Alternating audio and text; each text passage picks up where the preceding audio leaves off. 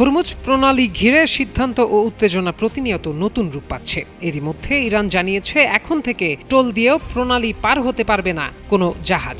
সিদ্ধান্ত না মানলে তাৎক্ষণিক হামলার হুমকিও দিয়েছে তেহরান। এবার ইরানের নতুন সর্বোচ্চ নেতা মোস্তফা আলী খামেনি ওয়াশিংটনকে কঠোর হুঁশিয়ারি দিয়েছেন। তিনি বলেছেন, যুক্তরাষ্ট্র ও ইসরায়েলকে নতুন ও তিক্ত পরাজয় উপহার দিতে তার দেশের নৌবাহিনী প্রস্তুত রয়েছে। লেস অয়েল অ্যাবজর্ব করে আপনার পরিবারকে রাখে হেলদি। ফুড গ্রেড ম্যাটেরিয়ালে তৈরি যমুনা কুকওয়্যার।